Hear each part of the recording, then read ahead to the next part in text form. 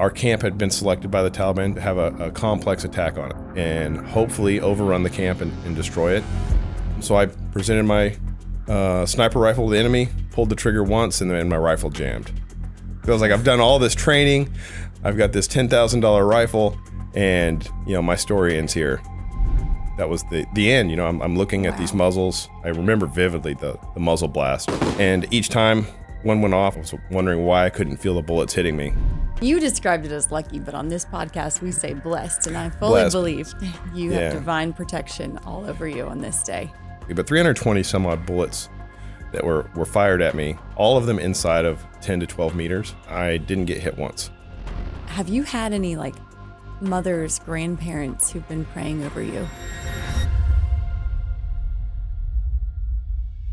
Welcome back to Heaven Meets Earth. Normally I like to make a little joke at the beginning here, but this was a very serious episode, and we were very honored to have Medal of Honor recipient Master Sergeant Earl Plumlee join us today, and it'll affect you, right, Abby?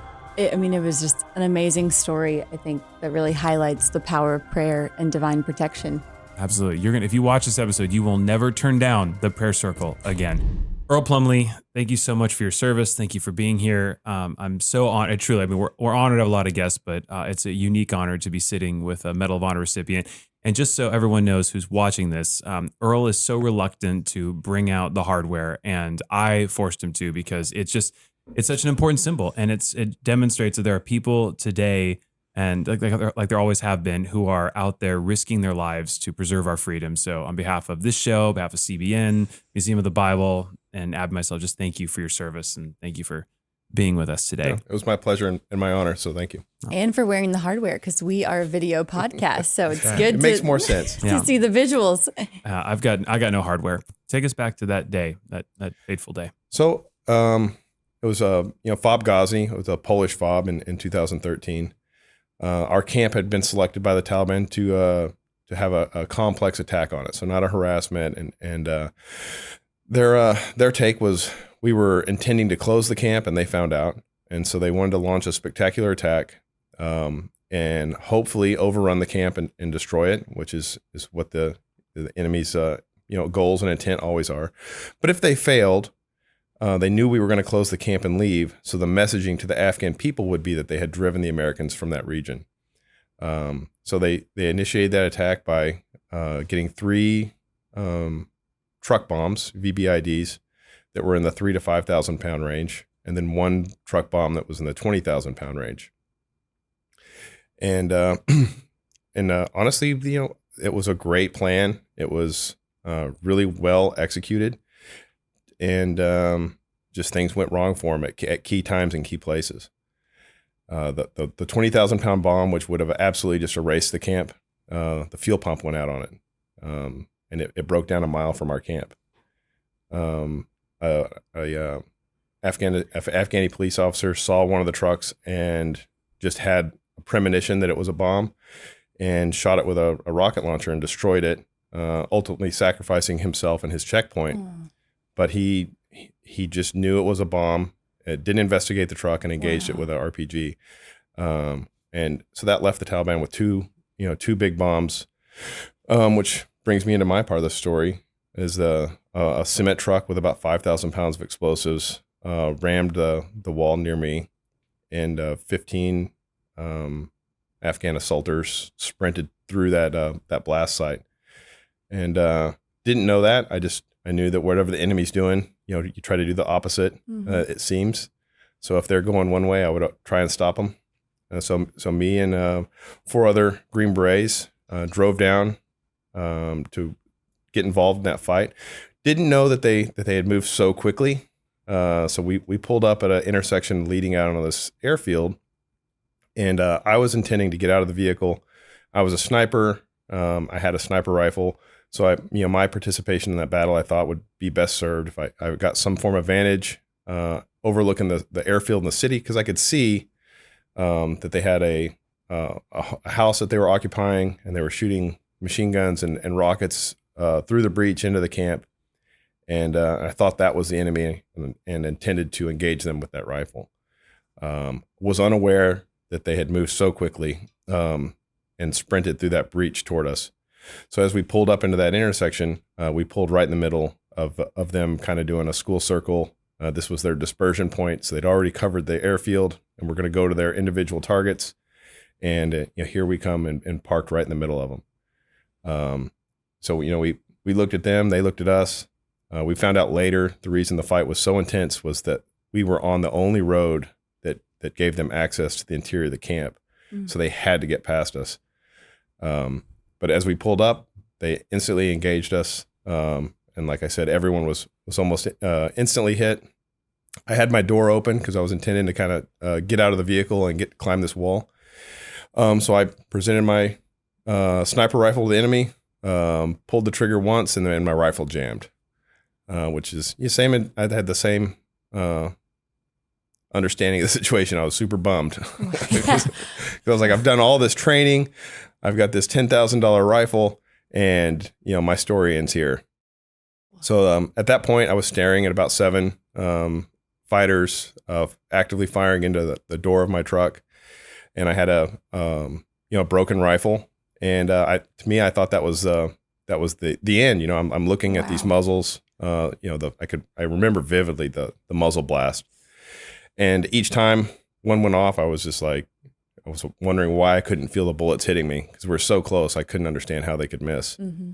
And so I thought the only participation I could have in that battle at this point was to buy the guys in the truck with me as many moments as I could, so that they could come up with a better plan. Because the only plan I could think of was to pull my pistol and charge that nearest group of fighters. So I did. I pulled my pistol almost reflectively. I don't remember intending to pull my pistol. It was just, it appeared. And I started, firing and advancing on the enemy. And I was hitting them, and they were not hitting me for one reason or the other. And eventually I got right in the middle of them. Started at probably at 12 to 15 meters, and then ended up basically at this range. And to the point where they were having to shoot at each other to shoot at me. And I was like, well, I didn't think I was going to make it this far. And I was like, now I have another problem. I've lived so long, I'm running out of pistol ammunition. And so I had a knife and a hand grenade. And so I pulled out my hand grenade, threw it to the nearest fighter, which, luckily if you're wearing a suicide vest and somebody throws you a hand grenade, you try to get away from it. So everybody quit shooting at me. They ran for cover, except for one fighter. And it was the actual fighter I hit the grenade with. He didn't try to avoid it. He just laid right there on it, picked me up under his sights and fired his rifle at me until the grenade detonated. And the whole time that was happening, I just started repairing my rifle, and it was jammed. So I was clearing the jam and getting a fresh magazine in. And I just remember time kind of slowed down. And as I was clearing the jammed brass and inserting a fresh magazine, I remember the rounds were coming through and going around me. And I was right by this empty water tank, and I could hear the tick of the rounds as they came through the plastic. And then a little tiny piece of white plastic would kind of come out. Mm-hmm. And it was just kind of snowing around me as I was kind of, in my mind, moving in slow motion, getting my rifle back up about the time the grenade detonated. And, I peek around, and obviously he's been destroyed with this hand grenade. And I'm trying to figure out where his friends went. And I start hearing this snap thump of rifle rounds landing to my rear.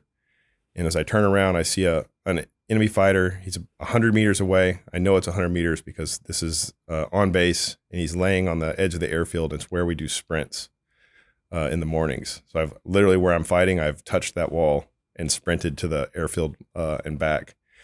Wow. So my rifle is precisely zeroed at 100 meters. So I held center on him, pulled the trigger, and detonated his suicide vest, which, scared me. You're just not, you don't expect people to explode when you shoot them. Mm-hmm. And so it actually took me off guard, and I was trying to figure out what happened to him, because I was like, my gun doesn't work like this. Yeah. And it's when, that's when I started figuring out that I had just, hit a fighter wearing a suicide vest and detonated it. And then I was like, well, now what? I couldn't go back around the corner to where my friends were, and I could hear them, Chief's hit, Matt's hit, I'm hit. And I was like, well, I have to at least stay here, because if I go back around the corner, these guys will be right back on top of us. And obviously they have suicide vests. So only, they don't even have to be effective. They just have to get close to us to detonate. So I opted to stay around this corner. And I'm kind of in the open, and I didn't know where they were going. I knew I couldn't stop them by myself, but I could keep them busy.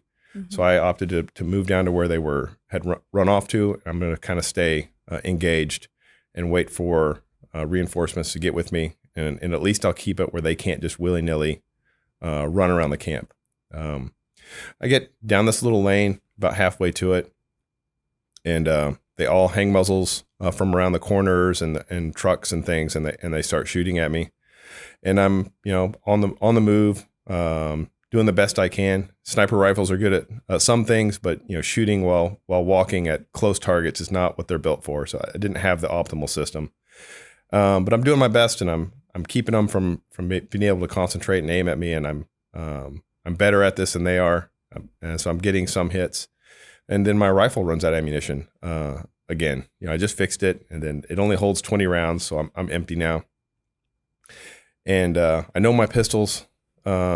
In my mind, it had 2 or 3 rounds in it, which I ended up emptying it later, which was true. But no more hand grenades. And I could see all these guys to my front, and I knew that the only way I was going to survive that was I would have to get my rifle back up.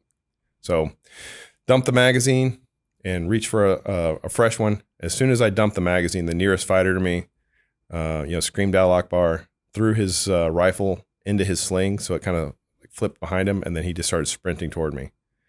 Unfortunately for him, I've practiced reloading more than he's practiced sprinting. So he got about half the distance to me before I got my rifle back up, engaged him, and detonated his vest. But that was probably around the 10 to 12 meter mark. And it blew me down. I don't think I was unconscious. I think I was just kind of, TKO'd for a boxing term. But I was definitely bewildered about why there were so many rocks in my bed. I remember being extremely comfortable, but I was trying to figure out why everything was on fire and why people were shooting everywhere. Does that also like shatter your eardrum? I gotta imagine. So I got so lucky. As we were driving up, the camps, the whole camp. As we were driving over to that, the whole camp's just getting hit with artillery fire and RPGs, and I was like, sooner or later somebody's going to get on the radio and try and organize this. So I need to monitor the radio. So I turned my radio on, and I had a system called Silinx, and it's earbuds that are hearing protection and your radio mic. So I didn't know that I was going to be just getting blown up, but just in case somebody popped up on the radio, I was the only one in the truck that had a radio, so I'll be the radio guy. And I put those earplugs in to not to protect my hearing, but to be able to speak on the radio. But yes, if I had not done that, I would have been just crushed. And even with the earplugs in, it's 15 meters that suicide vest goes. I imagine that blows your eardrums, right? I didn't. The ear protection worked for me. I have hearing loss. It wasn't like I was unscathed, but I still had a pretty good understanding of the audiology, I guess, of the battlefield. I still remember hearing things burning and hearing bullets come by, and it really kind of saved me, because if the hand grenade, I threw that hand grenade, it detonated probably 5 meters from me. If I hadn't had hearing protection, and I would not have heard those bullets hitting the wall behind me. That's like over by the camera over there, right? Yeah, yeah. That's like, wow. You're not supposed to throw hand grenades that close to yourself either. But and you described it as lucky, but on this podcast we say blessed, and I fully believe you have divine protection all over you on this day. So from where I got out of the truck to where I got blown down there, we went back, and there was 323, I don't remember exactly, but 320 some odd bullets that were fired at me, all of them inside of 10 to 12 meters. And I didn't get hit once. Wow. And it's hard to come out of that without some kind of understanding that there was some kind of intervention, because statistically, even if they were shooting with their eyes closed, I should have got hit once. Yeah. So I stick my pistol in my dump pouch, and then I run back around the corner, reloading as I go. And at this point, I crash into Drew Busick, who was he was the Green Beret that was sitting in the back seat of this truck. And I was kind of getting agitated because as you know, the story goes on, I came with 5 people. Where are they at? Yeah. So Drew was in the back seat. Every round that missed me hit Drew or the driver. Oh. So every time a round came through the truck, it would hit a piece of the truck seat or it'd hit a frame, and then Drew would get hit with a piece of it. Mm. So when I pulled my pistol and stepped out of the truck, Drew reached over and he was going to jump out of the truck and follow me. One of the rounds came through, hit the center A-pillar on the passenger side, and came down my door and went through his door frame, and literally without bending the lever on this Toyota TRD, it's a little red wire, flipped down the child safety lock so that Drew couldn't get out of the truck. And so I stepped out, advanced on the enemy, and Drew was sitting there shaking that door, getting hit. Not directly, but these little, flesh wounds or spall as the rounds are hitting the truck. And he had to climb out over the truck seats, climb out the other side, and then had to run around and link up with me, which is where we get to. And I was like, Drew, I know right where they're at. Let's go get them. And he's like, okay, let's go. So we go back around the corner. He pushes to the far side, and we're like actually patrolling now. We're not just, wildly throwing haymakers. And as we get to that last fighter, he's laying right on Drew's side of this little lane, and he's kind of smoldering, and his vest didn't detonate when I shot him, but it's burning. And so I yelled at Drew. I was like, stay away from them. They all have suicide vests. And I remember Drew kind of jerked back, and he's like, and he's trying to figure out how to navigate this lane because this guy's laying right in the middle of it, and the vest goes low order, so it doesn't detonate, but it starts burning. But high explosives burns with a particular vengeance, and it's like a giant blowtorch. And it's this 30 or 40 foot blowtorch. And Drew's afraid of fire apparently because he ran over to my side of the street, and we both end up behind this generator panel, which is where I was reloading. It's one of the reasons. Right as that first vest detonated, I had stepped into this generator panel, and it caught all of the frag from that first vest.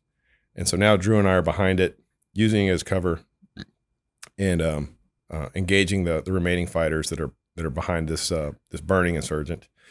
And they all had these hand grenade belts. It had like 20 hand grenades on it, and I guess they were stitched with the rings in because they were just throwing these hand grenades so fast, and they were so close to us. The whole gunfight took place in a room about the size of the studio. And so we were throwing these grenades at us, and one insurgent would shoot at us with his rifle, and then his buddy would throw a hand grenade at us. But they were so amped up that he would throw the grenade so hard it was hitting the wall behind us, and it would bounce back in the middle of the road, which is still, it's still a hand grenade that's at that 5 to 7 meter distance, and we were just getting pummeled, which is actually funny because I had this supreme sense of calm that I couldn't be injured. Wow. And Drew did not. So every time a grenade went off, Drew got hit with grenade fragment, and I didn't. So after the battle, Drew he's asking me, where are you hit? And I was like, I'm not. His concern was warranted given the hits he was taking and your improbable aversion to. Yeah. So I remember he was like, what do you mean you're not hit? You're an idiot. I'll check you. And he's like walking me over, and he was literally getting mad. He's like, you're bleeding here. I was like, I think that's your blood. And I like it. And I did get hit, but I had a very superficial wound in my arm. And Drew got just battered and wounds. So he had them all over him. Oh. But he was actually very agitated on the battlefield that I was not wounded. He's like, how are you not hit? I was right next to you. And I was like, I don't know. Sorry. I'll do better next time. Download the CBN News app. One place for all of your news. Breaking news alerts. Watch CBN News Channel live. CBN News, because truth matters. Get the CBN News app today. I'm just curious, have you had any mothers, grandparents who've been praying over you? Continuously. But I have a really neat story. About 2 days before the battle in Ghazni, my mom actually called and she's like, "Hey, I'm leading the ladies' prayer circle at church. I'm going to pray for you, but if you have anyone that would like to have their names put in the circle, tell me and I'll have the ladies pray for them." And Nate Abkemeyer and Drew were actually sitting around a fire with me when that call came in. And I remember Nate Abkemeyer was like, "Yeah, everybody's too tough, to have the ladies' prayer circle pray for them, especially in public." But he's like, "I'm good, don't worry about it." And then after the battle, because everyone got shot except for me, and I got shot at the most, and so Nate is like, "Hey, call your mama." And I was like, "Yeah, what would you like me to tell her?" And he's like, "You got to tell her she's got to pray for everybody or nobody." Because we can't keep going on like this. What a testament to the power of prayer, though. I mean, that's amazing. You don't turn down the ladies. The prayers of a righteous woman availeth much. When my mama has a prayer Come circle, on. you put your name in. Yes. Is she still doing prayer? Oh, obviously, yeah. Sling my name in there. Yeah, seriously, throw the show in there. Are there a lot more Christian soldiers, and is God more present than we might think in battle? You would be. I have never been on the eve of anything dangerous where there was not a prayer circle. And in the rear, in the United, back here, the chaplain only gets approached for problems, marriage problems or money problems. On the battlefield, he is in constant demand. Everyone becomes very religious, and I think it's easy to be distracted from God when everything's comfortable. But when you're actually standing on the precipice, everyone gets much more concerned about it. And I've seen no difference in combat than in, say, a nursing home. People toward the end, when they actually see that it is going to happen and they confront their mortality, want to embrace that spirituality and that relationship with Christ. And I always feel sad for them that it takes something like that to start that process. When it's so much more meaningful and profound if you can arrive at that conclusion before you get there. Amen. I think it's a beautiful note to end on. I agree. That was lovely. Earl Plumlee, thank you so much, sir. God bless you. My pleasure. Thank you so much.